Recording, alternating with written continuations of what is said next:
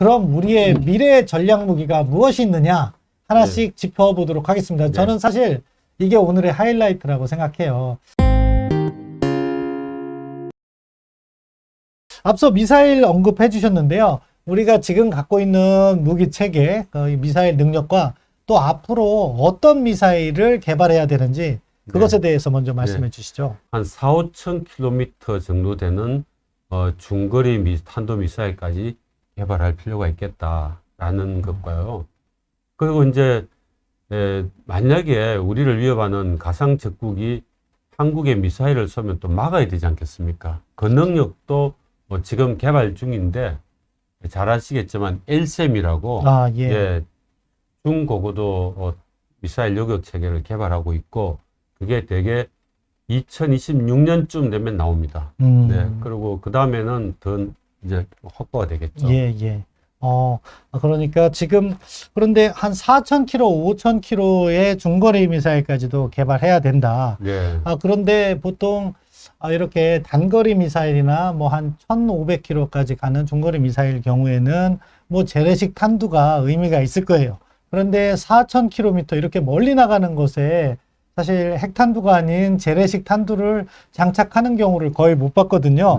그럼 우리도 그래서 제기되는 것이 EMP탄 같이 핵으로 만드는 EMP탄이 아니라 비핵 EMP탄 같은 거, EMP탄의 발전 단계라든가 그런 것을 갖다가 우리의 중장거리 미사일에 탑재하는 것에 대해서 어떻게 생각하시는지 좀 말씀해 주십시오. 사실 EMP탄은 잘 아시겠지만 그 발전소 같은 데 터뜨리면은 발전소도 완전히 마비가 되고, 그리고 이제 지금 현대전은 전부 다 통신 또는 컴퓨터 이 네트워킹으로 다 되지 않습니까? 그런 핵심되는 노드 지휘 시설에다가 타격을 하면 마비가 됩니다. 그러면 뭐 두뇌가 없어지는 거니까 전쟁을 할 수가 없는 거죠. 우리가 EMP탄 연구를 20년쯤 전부터 했습니다.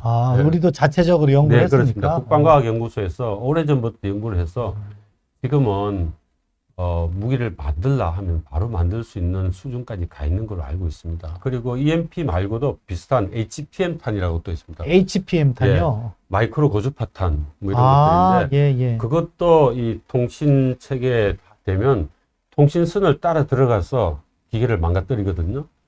그래서 그런 기술도 우리가 상당히 갖고 있습니다. 대표님 아주 그 말씀을 들으니까 제가 마음이 편안해지는데요. 4세대 한국의 전략 무기로서 스텔스기 어떻게 준비해야 되나요?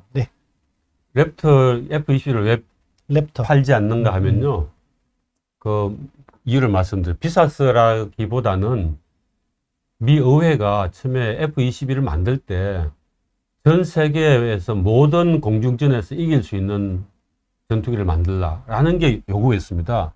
실제로 그게 만들어졌죠. 그게 F-22고 현재 전 세계에 있는 전투기 중에서는 최고의 전투기죠. 그래서 이 전투기는 팔지 않는 게 원칙입니다. 일본에서 사고자 했는데 일본에 팔지 않겠다 해서 안 팔았습니다. 그래서 만든 게 F-35 동시행벌로 만들었죠. 그러면 한국은 스텔스 전투기를 만들 수 있느냐 이거죠. 그러니까 지금은 당장은 스텔스 전투기를 만들 수 없어서 F-35를 40대 도입하고 20대를 더 추가로 도입하게 돼 있죠. 사실 이것만 해도 중국이나 북한은 뭐 상대되지 않고 중국이 갖고 있는 스텔스 전투기보다 훨씬 뛰어납니다. 공중전을 붙으면 중국 전투기는 100점 100패입니다. 그리고 이제 그 다음 우리가 할 수 있는 게 KF-21 최근에 그 공개가 됐죠. 롤아웃이라고 그러죠.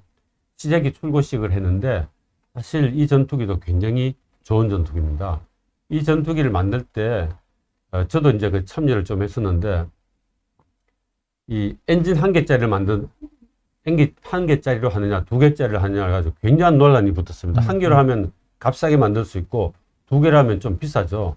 결국 두 개를 했는데 그 이유는 앞으로 스텔스 전투기화 해야 되겠다는 그런 2단계 목표가 있어서 그렇습니다. 그리고 실제 이 KF-21 한국형 전투기에는 스텔스 기술이 많이 들어가 있습니다. 이미 많이 들어가 있어서 현재로서도 준 스텔스기로 개발되고 있습니다. 그래서 이게 나오면 그 다음에 업그레이드가 스텔스로 바로 가게 돼 있습니다. 그리고 스텔스 재료도 우리가 많이 개발해 놓은 상태입니다. 핵잠수함이나 항공모함 어떻게 생각하십니까? 네. 많은 분들께서 원하시는 분이 계시고 또 너무 비싸다. 한국형 그 상황에서는 다른 것들이 필요하지 않냐 이런 주장을 하시는 분도 계셔서요. 네. 대변인님께 여쭤보고 싶었어요. 네. 우선 항공모함에 대해서는 사실 이 갑론을박이 굉장히 큽니다. 너무 비싸다. 한국이 이 항공모함을 가질 수가 있겠느냐 하는데 실제로 한국은 전 세계 10위권 경제국입니다. 그리고 군사력은 사실상 6위쯤 됩니다. 그리고 국방비가 한 8위 가까이 됩니다. 공동 8위쯤 되죠. 좀 한 2, 3년 있으면 일본보다도 국방비가 넘었습니다. 그렇기 때문에 한국이 이 항공모함을 못 가질 이유는 없다고 봅니다. 그리고 우리가 가져가려 하는 항공모함은 미 해군이 갖고 있는 10만 톤짜리가 아니고 한 3, 4만 톤 정도의 경항공모함입니다. 영국이나 프랑스가 갖고 있는 그런 거죠. 우리가 못 가질 이유도 없는데, 근데 그 가져야 될 명분인가 무슨 목표가 있어야 돼. 왜 가져야 하는가 그 이유가 있어야 되지 않겠습니까? 그 이유는 이 전 세계 지금 계속 복잡해지고 있습니다. 그동안 이 냉전기를 넘어가지고 안정화되다가 다시 이제 전 세계가 다시 좀 이 안보적으로 복잡한 양상으로 가고 있죠. 그때는 모든 위협이 해양으로부터 옵니다.